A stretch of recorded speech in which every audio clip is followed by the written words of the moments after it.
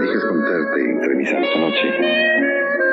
Digo, ¿te quieres prestar tu oído a Doña Radio montante y sonante? Te cuento de ti, de mí, de nos, de vos, de viva voz y de tantas cosas que podemos hablar, tú y yo. Te cuento en principio que hay días que el pato nada y días que ni agua bebe.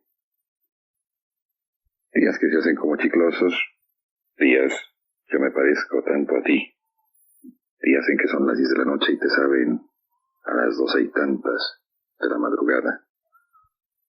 ¿No te pasa? A mí sí, pero lo bueno es que la noche vuela y como quiera que sea, también pasa. ¿Me dejas pasar un rato contigo? ¿Dónde estás? ¿Qué haces? ¿Ya viste la luna? Digo, más bien dicho, ¿alcanzaste a ver la luna esta noche? Se me ocurre que por ahí podemos empezar a platicar tú y yo. Tenemos tan puestos los ojos en el suelo que ya ni tiempo para ver el cielo. Además, ¿qué importancia puede tener la luna? Somos tan civilizados. Hemos progresado tanto y hemos avanzado tanto que ya la luna, nada, puede estar allí. Y tú y yo acá. A no ser que la luna este día tenga un significado un poco especial. No lo pude averiguar. Carreras para llegar a encontrarte. Ya me lo dirás tú si lo averiguas, si fue la segunda o la tercera lunación del año. Como quiera que sea, la misma luna de cada mes. ¿Cómo le podríamos llamar? La luna nueva, el cuarto creciente, por ahí trepada en el techo nocturnal, acompañada de Venus, formando casi perfectamente ese símbolo de los maometanos. ¿Qué sabes de los maometanos? Ellos en vez de la cruz roja, por ejemplo, tienen la media luna roja, la luna y Venus allí, su símbolo de identidad, de una forma de ser. Y una buena noche Mahoma salió de Medina rumbo al exilio.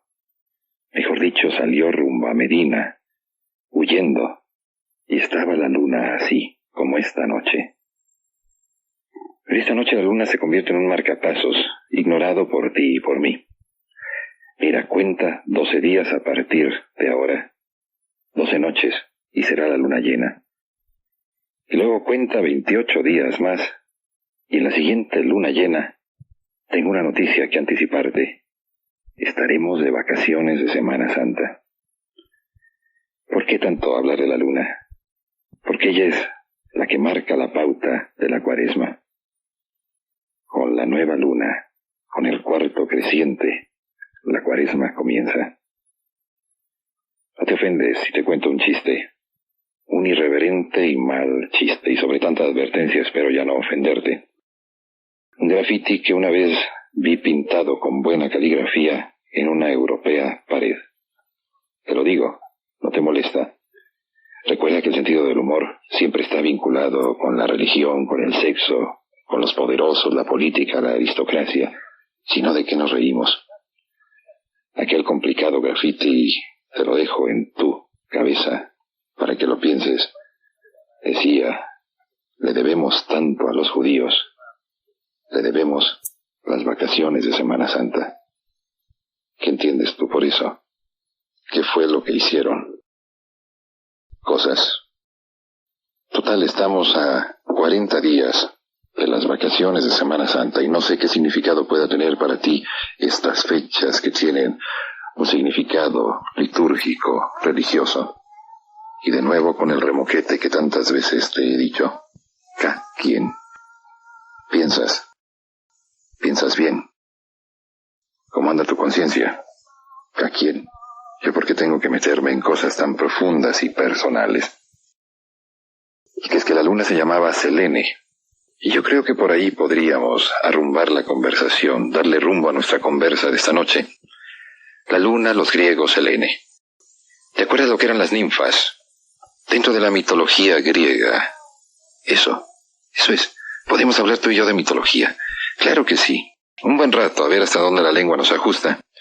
Dentro de la mitología griega, los griegos, de estos personajes tan remotos ya de nuestra propia historieta, conferían la protección de divinidades a las montañas, a los ríos, a los mares. Claro que has oído el danzón Nereidas. Y Nereida era la ninfa que cuidaba el Mediterráneo. Y Selene la ninfa que cuidaba la luna. Imagínate lo que la luna era para aquellos seres tan primitivamente avanzados. Quién sabe quiénes serían los griegos, luego te cuento un poquitín más de ellos.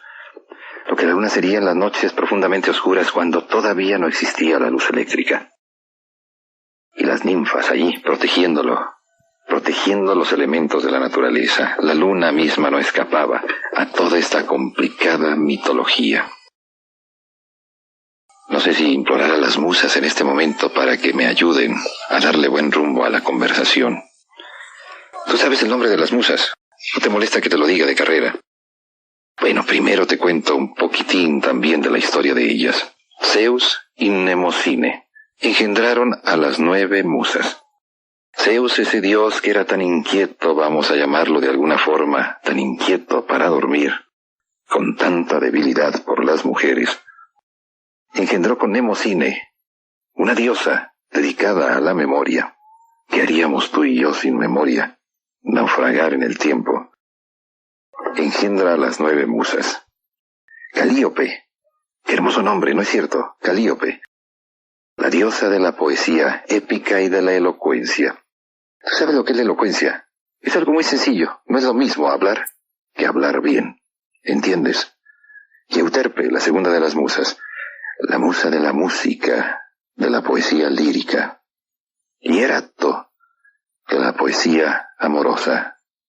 ¿No te gusta la poesía amorosa, amatoria?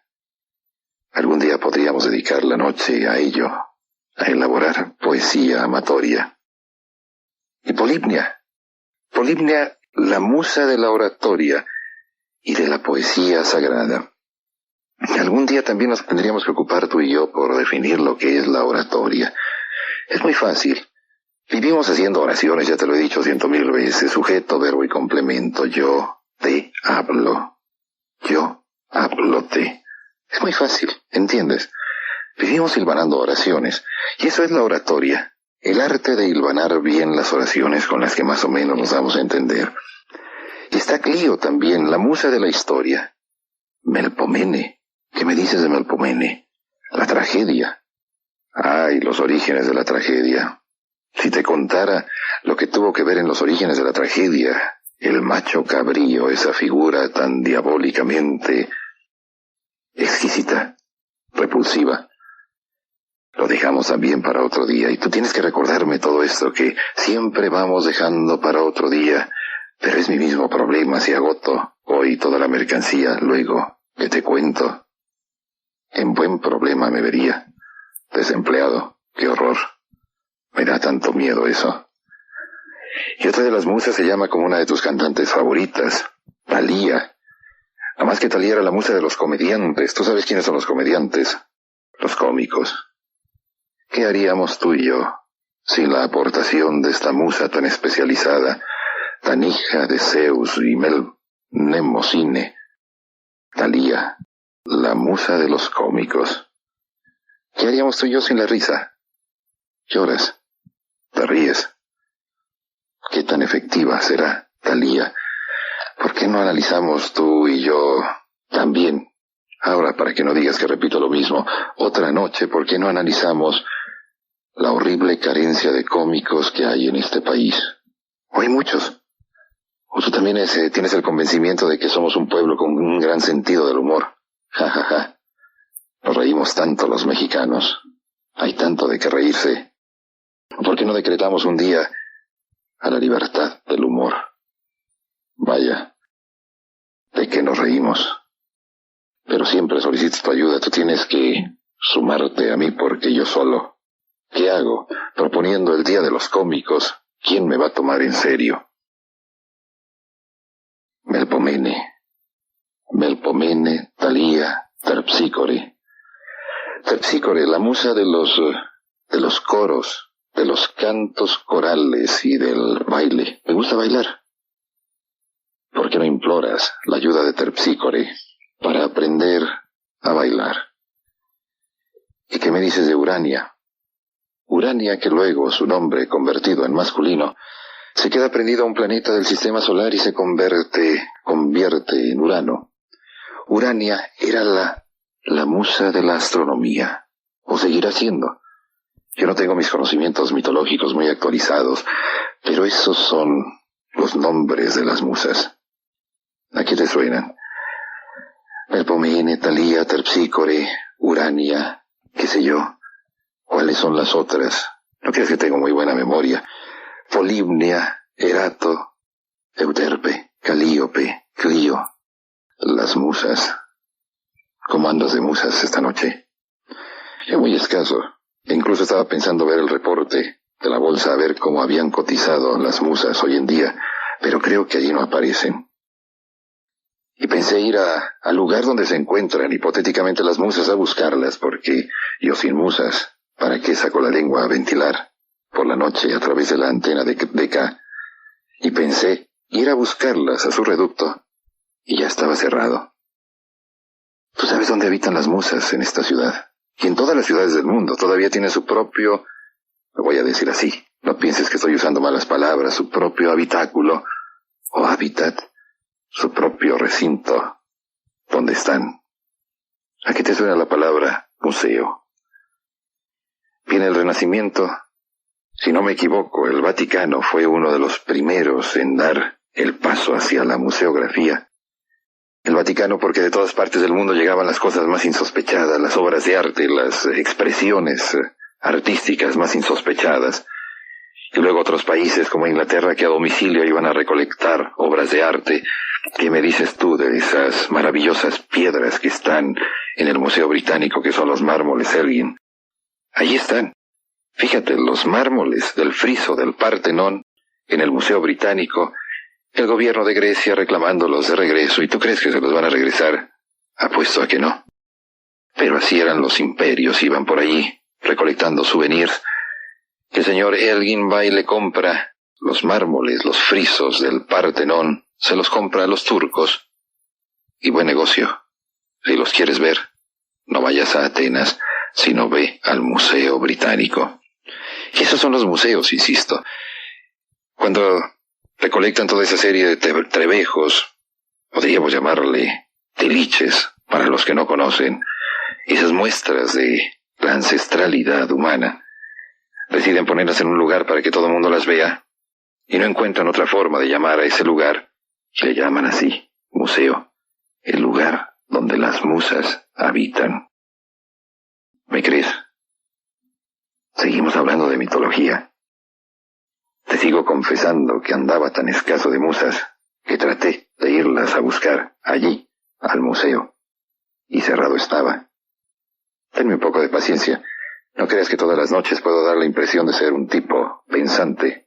Que va, no todas las noches puedo hacerlo. Pero aquí me tienes. Te sirvo de algo. Hermosa dama de compañía, doña Radio. Y hermosa ciencia, rebuscada y complicada, llamada la mitología. Hablamos de mitos. ¿Tienes tiempo? Si tienes ganas de hablar, 6747-7481, 647-8383. Y los teléfonos son tan buenos aquí que hasta buenas críticas reciben. Y la música que huele, mientras tú y yo pensamos de qué podemos seguir hablando acerca de mitos.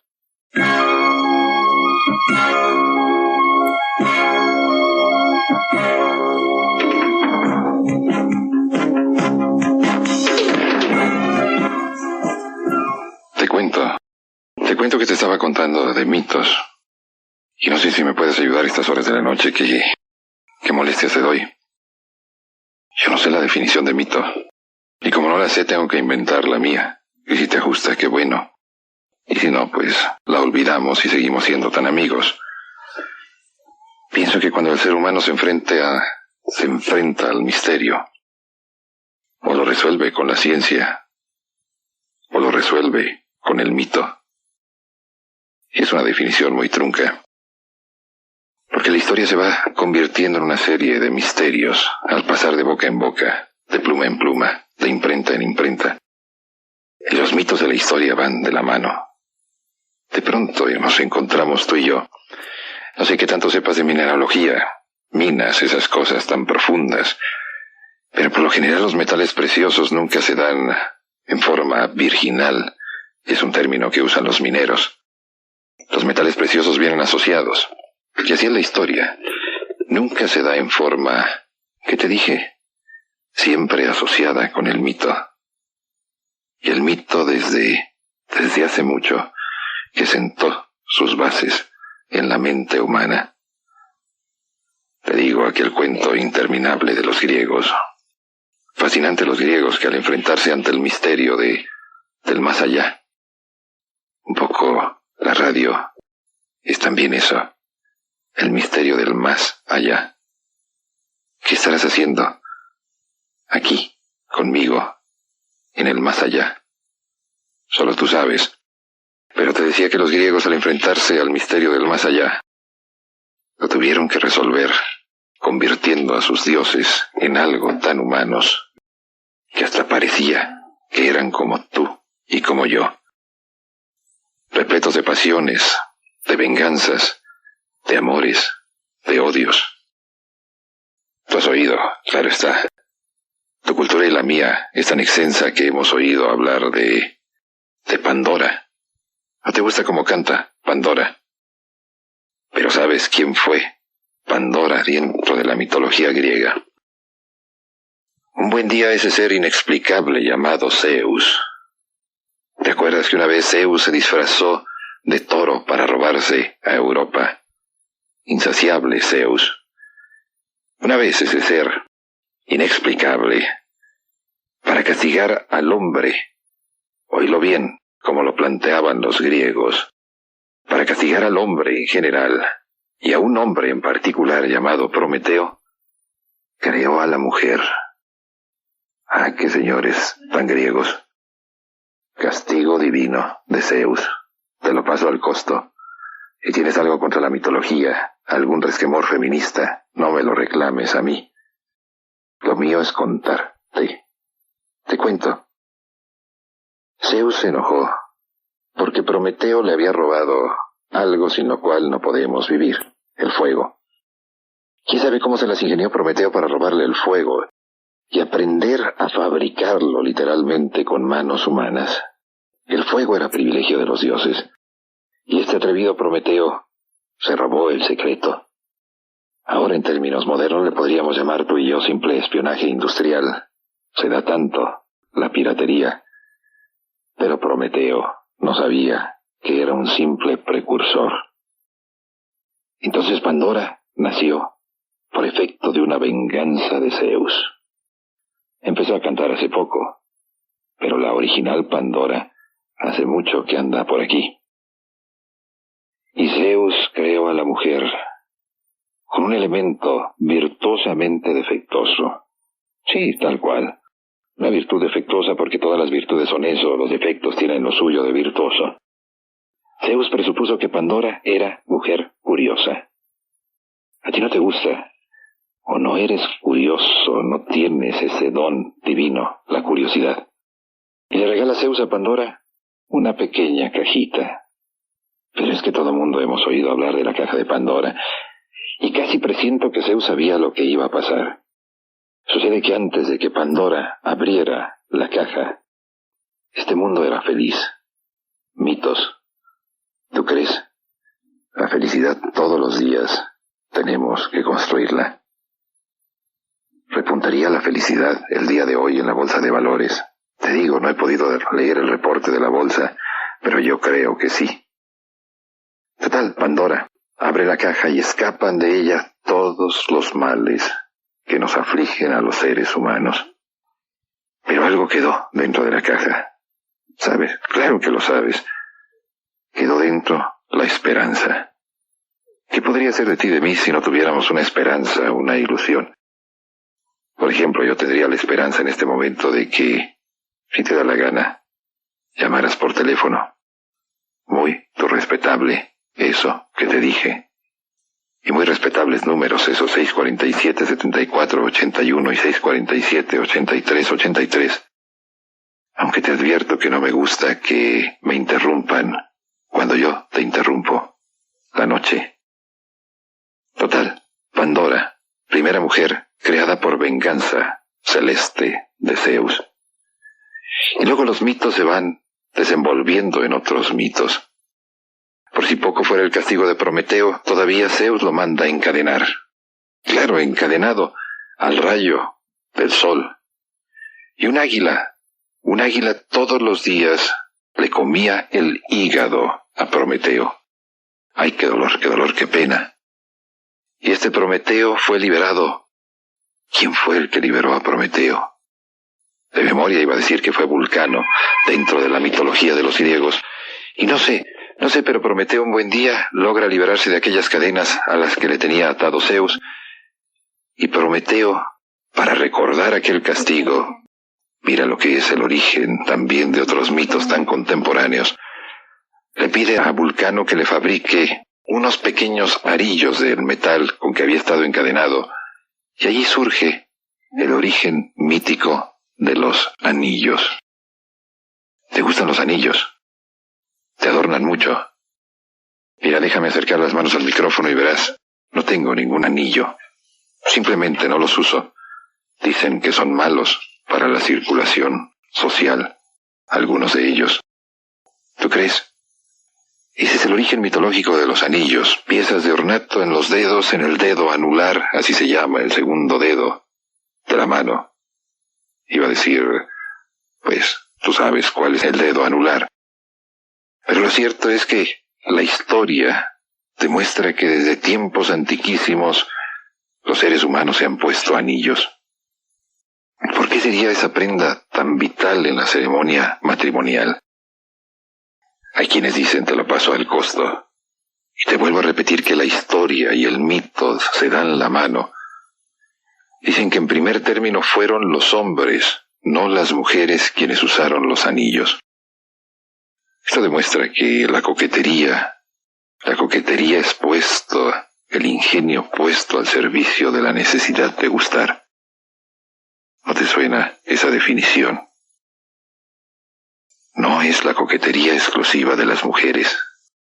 Y era una noticia de gran trascendencia que no puedo evitar darte esta noche, yo que tampoco de noticias sé. Coquetería.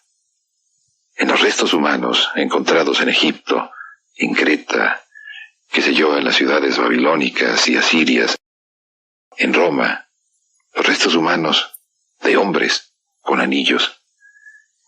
Y luego ya están los testimonios escritos. Los romanos, y de nuevo, vuelvo a responsabilizarlos a ellos de tantas cosas que tú y yo seguimos siendo. Somos tan ancestralidad desconocida. Los romanos fueron los primeros históricamente que los utilizaron en las ceremonias de matrimonio, en las ceremonias nupciales. Fíjate, no se le entregaba el novio a la compañera en el acto de compromiso, sino se daba en el acto, en ese acto de compromiso que era un sello del contrato de matrimonio. Así le llamaban los romanos, el anillo esponsalicio, qué nombre tan elegante. Era una ceremonia sencilla que revestía una gran solemnidad. Breve, solemne. Plauto lo cuenta así. Frente a los respectivos papás. Nunca las mamás romanas participaban en la boda de sus hijos. No me preguntes por qué. Les preguntaban ellos que si querían, que si aceptaba ser esposos. Eran los papás, no las mamás, los que casaban a los contrayentes. Y eran unos aros de hierro los que utilizaban los romanos. Y mira lo que son también las cosas. Ellos decían que solo los bárbaros utilizaban metales como la plata, el oro. Y nada. Los romanos, patricios romanos, el nombre de los distinguidos romanos de clase y de alcurnia, los patricios, anillos de simple hierro. Y tienen unas pequeñas inscripciones que se repiten y se repiten en estas huellas arqueológicas localizadas por los historiadores. Mensajes tan simples como ama, como sé feliz. Mitologías, historias, de la mano van.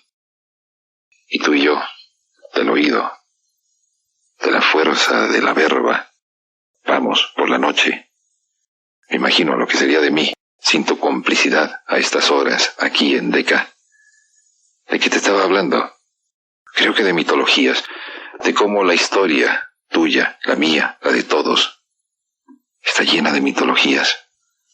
¿Será cierto? ¿Me crees? ¿Me crees si te digo que son las 10 de la noche con 38 minutos? ¿Y me crees si te digo que hay dos teléfonos, el 647-7481 y el 647-8383? Y si te digo que hay veces que el pato nada y hay veces que ni agua bebe.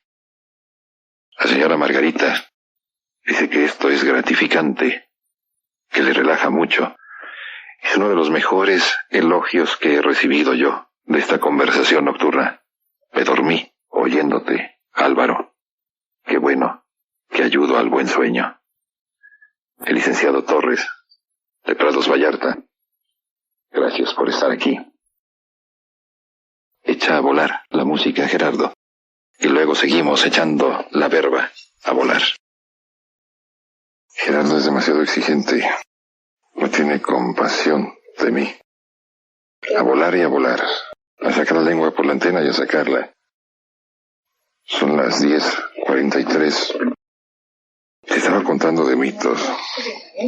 Y te recuento lo de las leyendas. Te lo voy a contar de otra forma. Que claro, recuerdas aquello de que a perro viejo no se le pueden enseñar nuevos trucos, pero sí se le puede enseñar a hacer de forma distinta los viejos trucos. Las leyendas literalmente significan vuelta con esa lengua que huele tanto a lengua muerta en latín. Literalmente significa lo que debía ser leído. ¿Por qué? Porque saca tú las cuentas, durante 1000 y tantos años, nada de imprenta sino hacer los libros a mano. Y como no era tan fácil como ir a la librería y comprar un libro, ¿te gusta leer? Luego te recomiendo un librico. Como no era tan fácil conseguir un libro, entonces había que leerlos en voz alta. Al atardecer, en los monasterios, aquellos frailes que se dedicaban a transcribir los libros y que, fíjate, se aburrían tanto escribiendo los libros. A mí me tocó verlo. En los manuscritos medievales, en los márgenes, los escribanos iban haciendo figuritas a veces de lo más impúdicas y obscenas que te puedas imaginar para pasar el tiempo. Pero tomaban los libros y los leían en voz alta para que quien quisiera oírlos. No era cosa de te presto un libro porque eran realmente objetos lujosísimos, dificilísimos de conseguir, al alcance solo de unos pocos. Y ahora lo mismo da, al alcance de todos y tan pocos que se interesan por los libros. ¿Para qué, verdad? Si nos dan la verdad masticada y digerida. ¿No es cierto? Anda, pega la nariz a la pantalla. Verás cómo te evita la pena de leer. Y quizá también el placer de saber. Pero total, en latín leyenda significaba lo que debía ser leído. Las vidas ejemplares de los santos que debían ser oídas al atardecer en los monasterios, de boca de los frailes. Y luego llega la partición de las iglesias y la leyenda comienza a tomar un carácter mágico, mitológico, comienzan a complicarse. Cuentos que tienen algo de verdad, algo de no tan verdad, un cierto fundamento. Pero los gerundios en latín significaban una cierta obligatoriedad. Leyenda, leer, lo que hay que leer. Mira, ahora reto a tu benevolencia, a tu buena voluntad. ¿Por qué se llaman hacienda una secretaría? ¿Y por qué se llamaban haciendas? Haciendas, esas enormes extensiones de tierra que debían de ser labradas y que pertenecían justamente al hacendado. esas que se acabaron no hace cuánto, no sé hace cuánto, por reformas, reformas y más reformas. ¿Por qué? ¿Qué relación hay? Yo insisto en algo. Fíjate, también es un gerundio latino, facienda. Insisto en algo, las palabras difícilmente se equivocan. Los que nos equivocamos, tal vez seamos tú y yo, al usarlas, al irlas usando sin siquiera detenernos a pensar qué significan. Pero eso son las leyendas. Tienen algo también de mitológico. ¿Verdad? Mentira. No sé la definición de leyenda ni me interesa. Pero hay un fenómeno que se da en las ciudades y que podríamos denominar tú y yo a estas horas de la noche la leyenda urbana. Te pongo un caso. Yo no sé dónde estarías tú cuando eso ocurrió. Yo no estaba aquí en Guadalajara y me enteré. Fue tan sonado, al pasar de boca en boca se va amplificando. La leyenda urbana es algo que supuestamente ocurre y que nadie se toma la libertad de investigar a fondo y que todo mundo damos por hecho. Ese caso concreto que te cuento, y enmárcalo por favor en el tipo de leyenda urbana más pura, fue cuando el diablo se apareció, no sé dónde, en un sanatorio aquí en Guadalajara.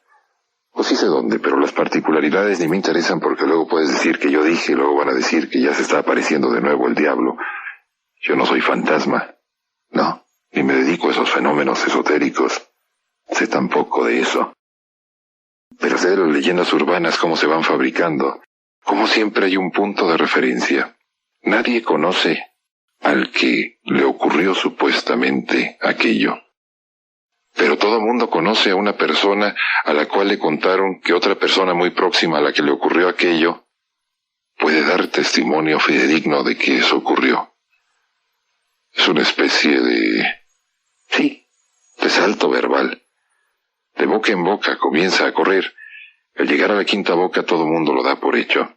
Recuerdo también una ocasión por el centro de México que habían encontrado una rata fenomenal de un tamaño gigante. Parecía elefante, incluso, y todo el mundo lo daba por hecho.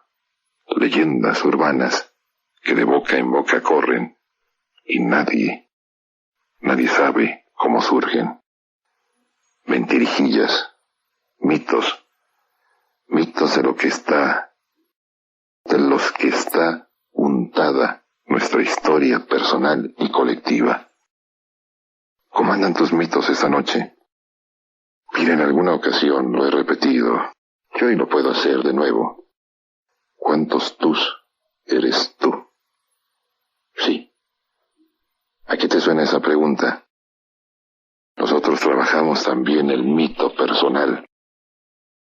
En alguna ocasión he pensado, por ejemplo, y te lo digo, en ceremonias de una gran solemnidad, todo por culpa de un amigo mío, chino, un poco obsceno, que estando en pleno parlamento británico, con aquellos individuos, aquellos lores revestidos de sus galas y sus capas, con sus pelucas enormes, me preguntó después de darme un codazo, ¿cómo lucirían todos estos aquí, desnudos? ¿Percibes? La ropa, incluso, nos ayuda a fabricar nuestro propio mito, nuestra propia, le podemos llamar así, leyenda. Es lo que te decía, la historia colectiva, monumental que se escribe con mayúsculas, y la historieta personal que se escribe a veces con minúsculas, muy minúsculas, está envuelta en mitos y leyendas que manejamos. ¿Cuántos tus eres tú? Te cuento una de las leyendas o de los mitos que me parecen más fascinantes de parte de una historia colectiva. Yo no sé dónde, y no he podido verificarlo, no sé dónde en mis clases de historia, en la primaria. Me contaban que había un emperador muy bueno aquí, un emperador muy sabio, Moctezuma. Pobre emperador. Ya su nombre se ha convertido en marca, tú sabes de qué. Pero Moctezuma, antes de ser lo que tú y yo ahora lo conocemos, más o menos bebible, fue emperador. Y era tan sofisticado para comer Moctezuma que encargaba pescado a Veracruz. ¿Te suena congruente lo que voy diciendo? ¿No te molesta que te lo diga así? Espero no acabar con tus mitos por mencionarte uno, simple, nada ofensivo. Entonces Moctezuma tenía un servicio de corredores que iban entre Veracruz y México para llevarle el pescado fresco todos los días. ¿Habías oído esto?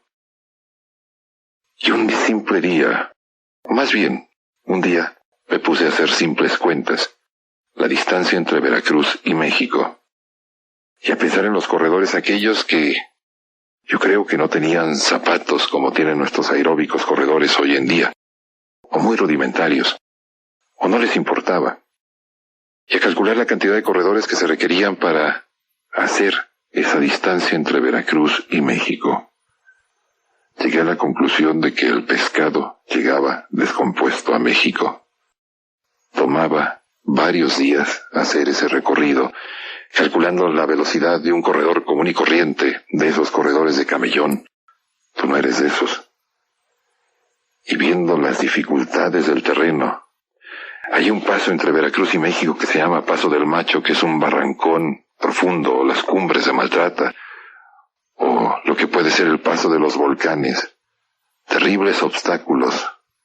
Pero el mito prevaleció de que Moctezuma era un gourmet que le gustaba el pescado fresco y lo encargaba a diario a Veracruz.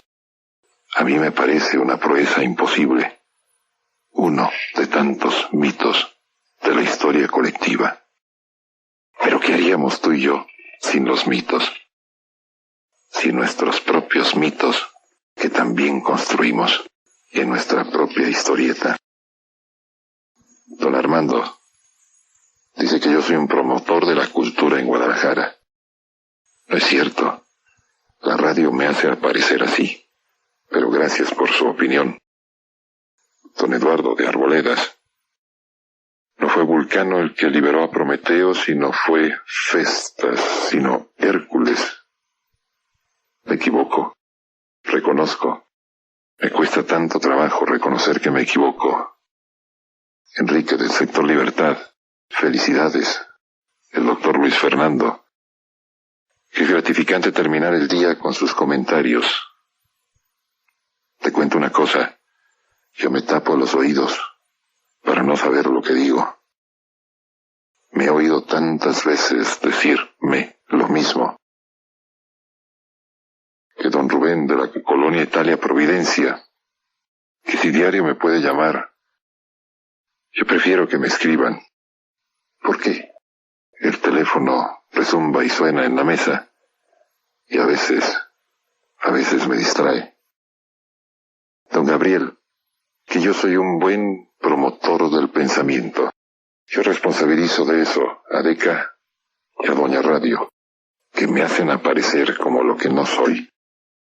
Las 10:54, un poco de música, y luego te vuelvo a aclarar aquello de qué relación hay entre Hacienda y Hacendado, y una secretaría que se llama así, Secretaría de Hacienda.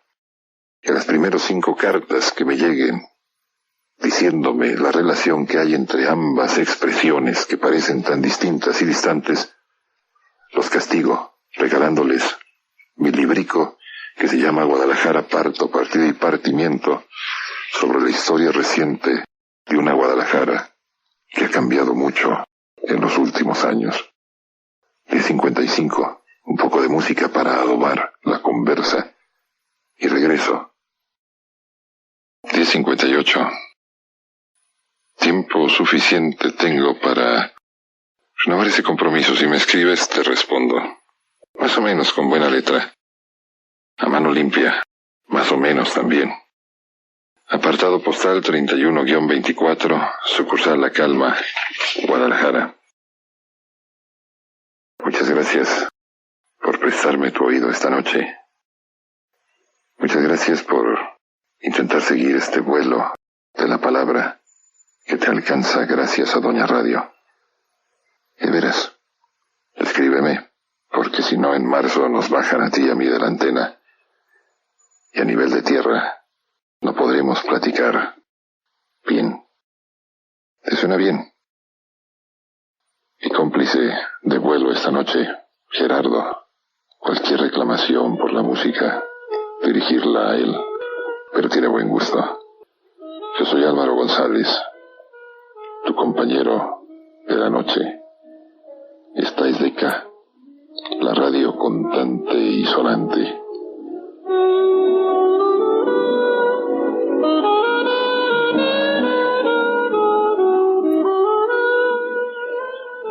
Te cuento, de lunes a viernes, terminando el noticiario de las 10, te cuento, si quieres. De todas formas, te busco. Tente una buena noche. Te lo digo tal cual.